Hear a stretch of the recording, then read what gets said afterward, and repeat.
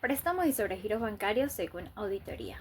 Antes de adentrarnos en la perspectiva de auditoría, es fundamental entender estos conceptos. Primero, el préstamo es un acuerdo financiero entre una entidad que sería el prestamista, mayormente es el banco, y la que le proporciona una suma de dinero a otra entidad que sería el prestatario, con la expectativa de que sea reembolsada en un futuro junto con intereses.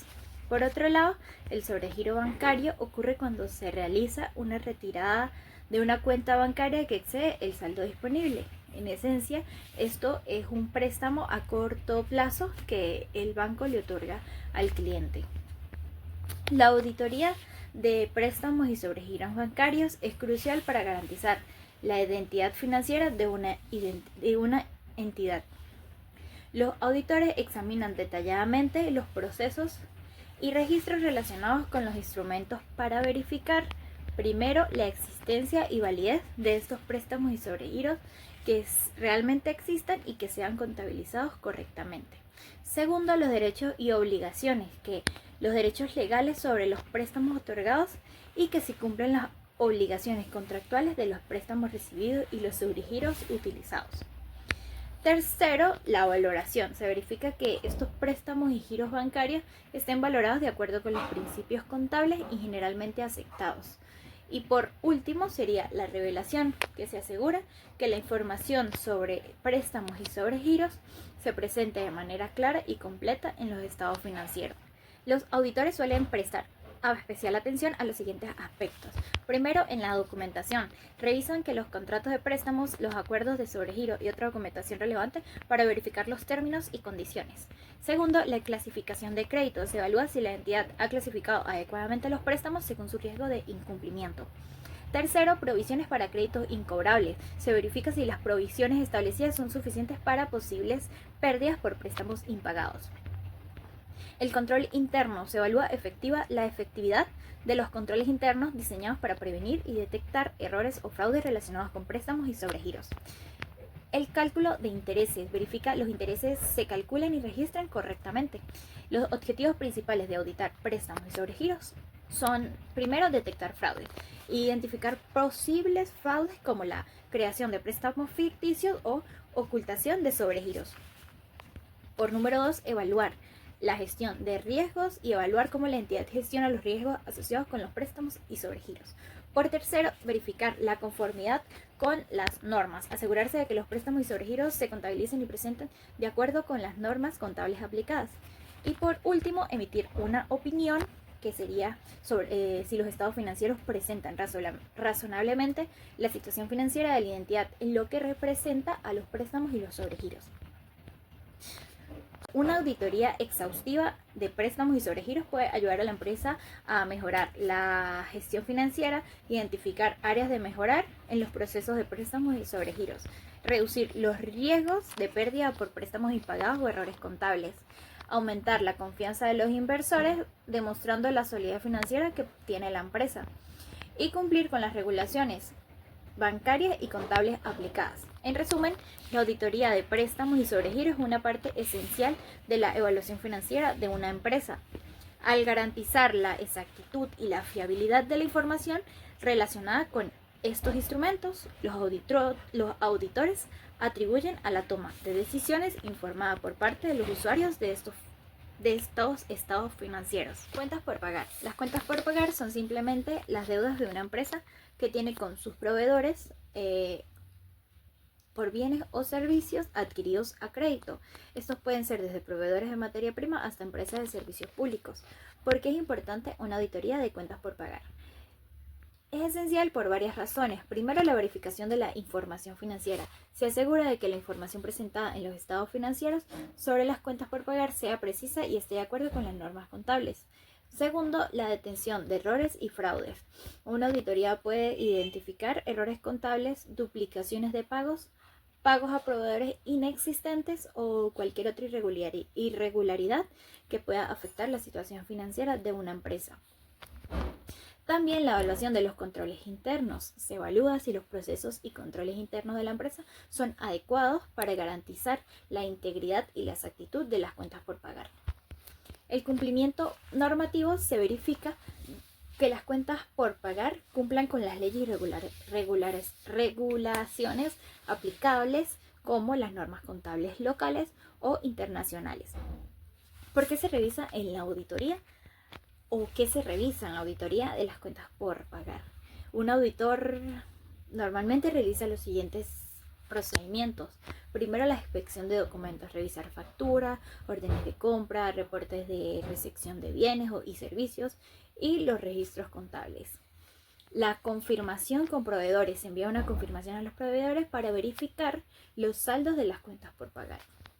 Los cálculos. Es importante verificar los cálculos de los importes adecuados, descuentos y otros ajustes. Las reconciliaciones. Se comprarán los saldos de las cuentas por pagar en el registro contable con los extractos bancarios y los registros de los proveedores. También la evaluación de provisiones. Se evalúa si las provisiones para las cuentas por pagar dudosas son razonables. Y por último, el análisis de tendencias. Se analizan las tendencias de las cuentas por pagar para identificar cualquier anomalía. ¿Cuáles son los beneficios de la auditoría de las cuentas por pagar? Primero, mayor confiabilidad en la información financiera. Los estados financieros son más confiables para los inversores, los acreedores y otras partes interesadas. También para mejorar en los controles internos. Se identifican las debilidades en los controles internos y se proponen las mejoras. Se tiene prevención de pérdidas. Se reduce el riesgo de pérdida por errores o por fraude. Y el cumplimiento normativo. Se garantiza por las leyes y las regulaciones aplicables. En resumen, la auditoría de cuentas por pagar es un proceso fundamental para garantizar la integridad y la precisión de la información financiera de una empresa. Al identificar y corregir cualquier error o irregularidad, se fortalece la posición financiera de la empresa y se mejora la confianza de las partes interesadas. Gracias. Una auditoría de retención de pasivos laborables es un análisis de las obligaciones laborales de una empresa con el objetivo de verificar que se cumplan las normas y procedimientos establecidos. Los pasivos laborables son las deudas que una empresa tiene con sus trabajadores, como liquidaciones, vacaciones, finiquitos, entre otros. En una auditoría de retención de pasivos laborables se verifica la existencia, suficiencia y eficacia de los pasivos laborales, la aplicación de las normas y procedimientos laborales y la integridad y la evaluación de dichos pasivos. La presentación de los pasivos laborables en los estados financieros. Los papeles de trabajo para una auditoría laboral pueden incluir el contrato de trabajo, los convenios colectivos, la normativa laboral, el registro de la entidad, los resúmenes de acuerdos y contratos. El objetivo de una auditoría de pasivos es verificar que los pasivos de una empresa se registren, clasifiquen y presenten correctamente en los estados financieros. Los objetivos de una auditoría de pasivos son asegurarse de que los pasivos registrados sean reales y estén debidamente clasificados, verificar que los pasivos que se hayan registrado en el periodo contable correcto y confirmar que los saldos de cuentas por pagar representen deudas reales. Evaluar que los pasivos contingentes como garantías o compromisos de pago estén registrados de manera correcta y precisa. Garantizar que los estados financieros reflejen de manera precisa y completa los registros de la organización. Para auditar los pasivos se pueden revisar la tabla de amortización de préstamos para confirmar los montos de capital, intereses, tasa y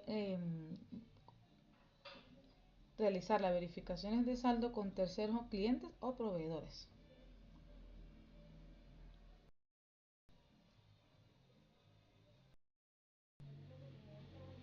Los principales objetivos de la auditoría de las cuentas que conforman el patrimonio son evaluar el control interno sobre los certificados de acciones, las transacciones con acciones y los pagos de dividendos.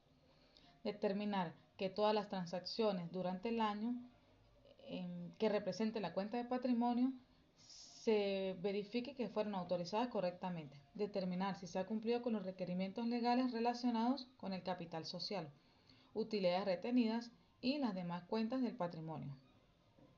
Determinar que el patrimonio se presenta de manera adecuada en los estados financieros. Los principios más comunes de auditoría de patrimonio son las variaciones en el capital, las opciones de compra de acciones y el valor de la liquidación de las acciones preferentes, las cuales se pueden identificar fácilmente con documentos como la acta de constitución o modificatorias y las actas de las juntas generales de accionistas o de directivos. Las revelaciones que en el proceso de identificación ofrecen cierto grado de dificultad son las limitaciones o prohibiciones dispuestas al pago de dividendos en efectivo o a la compra de acciones de tesorería. Mi nombre es Karina Molina y les voy a hablar sobre el pasivo contractual. En la norma internacional de información financiera 15, en el párrafo 106, describe que un pasivo contractual es una obligación de una entidad de transferir bienes o servicios y se reconocerá cuando un pago de un cliente vence o se ha recibido antes de que se cumpla con la obligación de desempeño relacionado con el cliente. En otras palabras, un pasivo contractual surge cuando la entidad ha facturado al cliente o ha recibido un pago de este, pero el trabajo relacionado aún no se ha completado. De acuerdo con la obligación de desempeño del contrato y de las facturas o pagos exceden el ingreso reconocido hasta la fecha.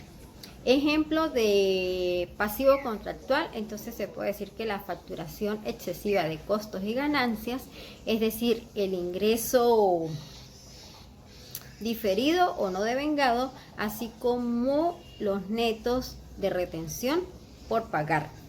Por otra parte, la norma internacional de información financiera 15 también establece que no prohíbe que las entidades usen diferentes alternativas a la estándar para describir los pasivos contractuales en los informes de situación financiera, pero sí establece que las entidades deben de asegurarse de que se contabilicen como distinto de las cuentas por cobrar que surjan cuando se haya emitido una factura. En cuanto a los pasivos tributarios en auditoría, se refieren a las obligaciones fiscales que una empresa debe pagar en el futuro, así como los impuestos que ya han sido devengados pero que aún no se han pagado. La norma internacional de contabilidad 12 distingue que los pasivos tributarios se refieren principalmente a los impuestos actuales que una empresa debe de pagar por las ganancias devengadas en el periodo actual, así como los pasivos de los impuestos diferidos que surjan entre las diferentes temporarias entre la base contable y fiscal de los activos y de los pasivos, por lo que la auditoría de los pasivos se encarga de asegurarse de que los pasivos se hayan contabilizado de forma correcta y de que la empresa esté cumpliendo con sus obligaciones fiscales. En cuanto al patrimonio, en el contexto de auditoría se refiere al valor neto de una empresa, que se calcula con la diferencia entre el activo y el pasivo. En otras palabras, se refiere a lo que realmente pertenece a la empresa después de restar sus deudas y obligaciones. En auditoría se evalúa el patrimonio para asegurarse de que se ha registrado correctamente en el estado financiero. Esto incluye verificar la precisión de las transacciones, como los aportes al capital, las utilidades retenidas y las distribuciones a los accionistas. Por lo que la norma internacional de información financiera 1 proporciona las directrices de cómo presentar el patrimonio en un estado financiero, incluyendo el capital social, las reservas y utilidades. Por otra parte, el auditor también puede analizar cómo se comporta el patrimonio a lo largo de un periodo. observando cambios significativos que puedan indicar problemas financieros o irregularidades. Buenos días, buenas tardes. A continuación les realizo mi exposición del punto número 8, control interno de los pasivos. ¿Qué significa esto? El control interno del pasivo en auditoría es que la auditoría debe revisar los asientos de los pasivos que estén debidamente contabilizados, los cuales, eso es una ley que está en la ley de los MIP, lo cual permite que esté todo debidamente correcto y contabilizado. Valga la redundancia. Gracias. Buenos días, buenas tardes. A continuación el punto número 9, control interno del patrimonio. En la auditoría, el control interno del patrimonio en la auditoría es verificar con exactitud, con prontitud, y que los pasivos y los activos estén debidamente registrados en los estados financieros. Ese es su fin y su objetivo. Gracias. Mi nombre es Kelly Rangel. Yo les voy a hablar sobre el adecuado uso de los papeles de trabajo basado en cada una de las cédulas de auditoría en las técnicas de acuerdo al área analizado. Cuando hablamos de los papeles de trabajo, en auditoría, estos son documentos que recogen la información, las evidencias obtenidas durante el proceso de auditoría.